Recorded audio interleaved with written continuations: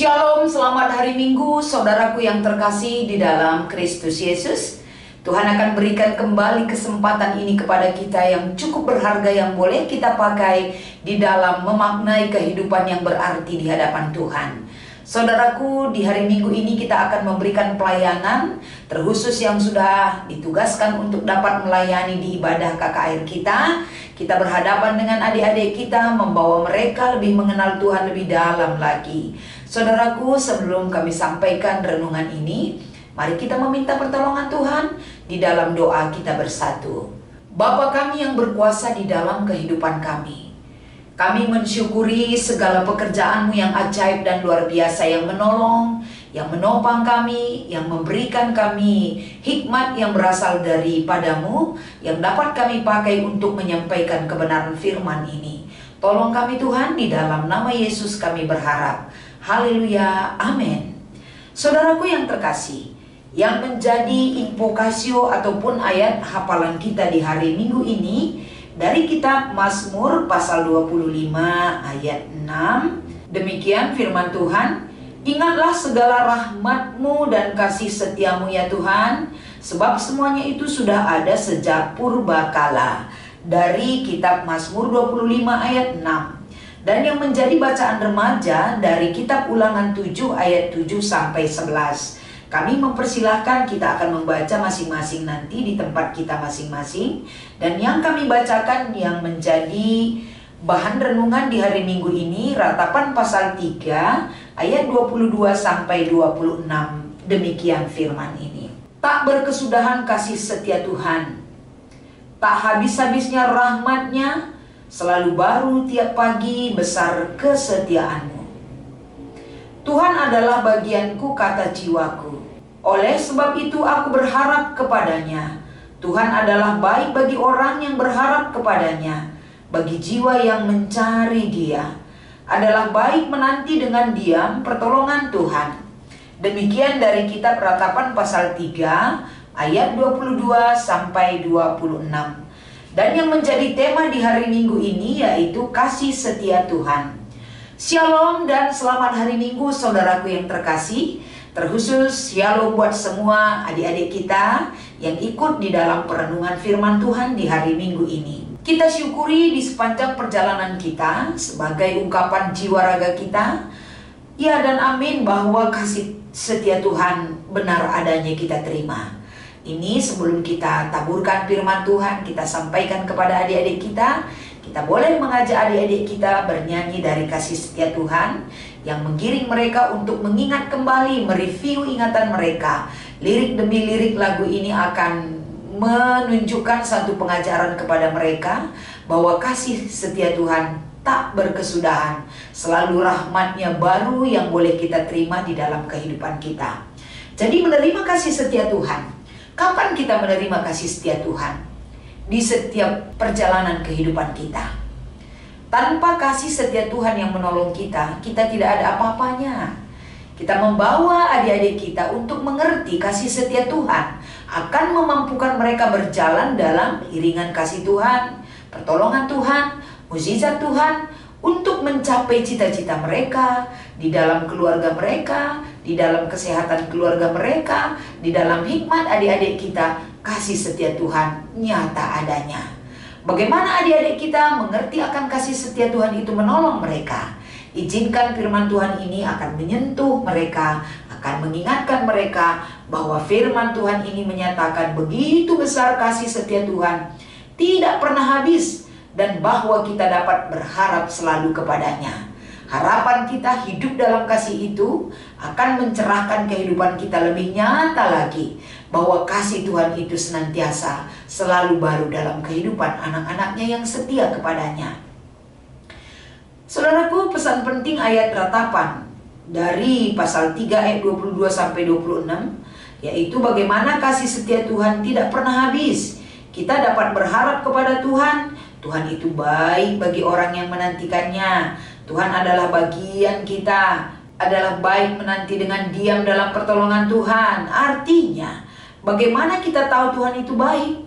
Karena kita telah menerima kebaikan itu sebagai penolong dalam kehidupan kita. Kita bisa belajar, kita bisa terus melakukan dan menerima pendidikan, kita boleh beraktivitas, kita boleh menghirup udara. Itu semua adalah pertolongan Tuhan dan anugerah yang Dia berikan kepada kita. Konteks ratapan 3 ayat 22 sampai 23, kita melihat bagaimana kitab ratapan secara tradisional dikaitkan dengan Nabi Yeremia yang menggaungkan kepada bangsanya. Bangsa ini harus memiliki harapan. Walaupun mereka ada dalam pembuangan dan setelah kembali dari pembuangan nantinya, Tuhan tidak pernah meninggalkan bangsanya. Seruan Yeremia kepada bangsa Israel agar bangsa ini dalam keterpurukan, dalam kesedihan, dalam kehancuran hidupnya, mereka akan dipulihkan, mereka akan dikembalikan, mereka akan dikasihi Tuhan. Karena Tuhan tidak pernah menghukum anak-anaknya yang sudah bertobat dan kembali kepadanya. Begitu juga kalau kita melihat, saudaraku, bagaimana pelajaran dari ratapan Tuhan ini mengakui bahwa di dalam kehidupan bangsanya ada penderitaan dan di dalam kehidupan bangsanya ada kesulitan. Ratapan mengakui itu ada terjadi. Tapi di dalam penderitaan dan kesulitan, apa yang harus dilakukan oleh bangsanya? Salah satu adalah mengandalkan kasih setia Tuhan. Bangsa ini harus selalu mencari dan menantikan Tuhan dan dapat merenungkan perbuatan Tuhan di dalam kehidupan mereka. Jadi kalau kita melihat bagaimana dalam ratapan pasal 3 ini, rencana dan rancangan Tuhan bagi setiap anaknya tidak pernah gagal. Di tengah kesedihan yang terjadi bagi kehidupan bangsanya, Yeremia tetap percaya kepada Allah. Dia tetap percaya akan kasih setia Tuhan kepadanya dan kepada bangsa Israel sebagai umat pilihan Allah. Mari kembali kita memperhatikan keyakinannya akan hal itu dalam ratapan 3 ini. Tidak berkesudahan kasih setia Tuhan, ini adalah ungkapan imannya kepada Tuhan. Jadi adalah sangat baik, ini juga akan kita ungkapkan di dalam kehidupan kita. Anak-anak Tuhan tidak boleh kehilangan pengharapan. Pengharapan kita kepadanya, jiwa dan raga kita tetap mencari Tuhan. Tuhan adalah baik dan selalu menantikan kita. Tuhan selalu setia menantikan seruan kita kepadanya. Dia selalu siap untuk menolong kita dalam segala keberadaan kita. Pada saat kita dalam keadaan jatuh pun, pada saat keadaan kita dalam terpuruk, pada saat kita berdosa, Tuhan mau memanggil kita, menolong kita, agar kita tidak selalu berkutat dalam kehidupan yang tidak berkenan kepadanya.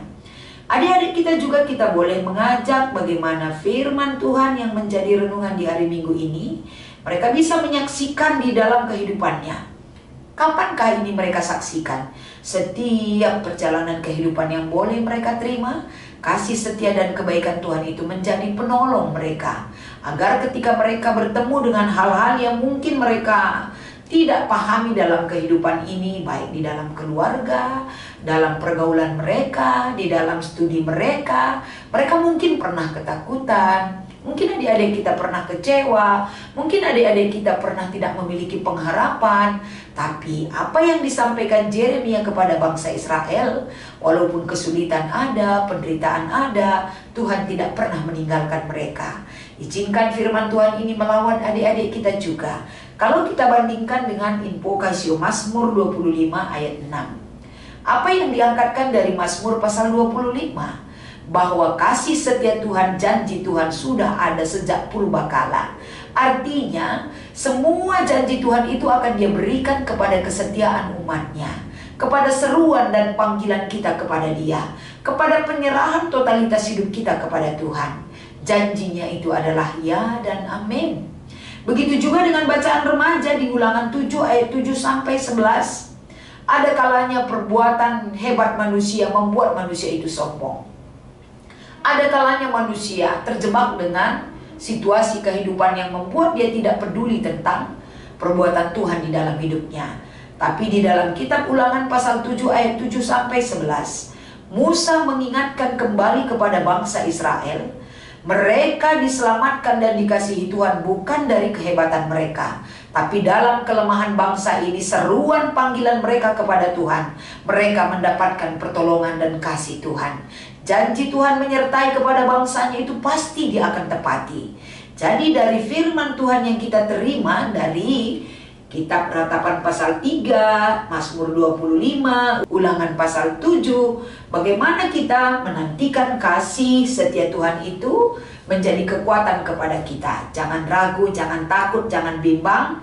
Izinkan Tuhan selalu menggiring kehidupan kita. Biarlah hidup kita ditegur, biarlah hidup kita dikuatkan melalui segala dilema kehidupan yang boleh kita jalani di dalam kehidupan kita ini.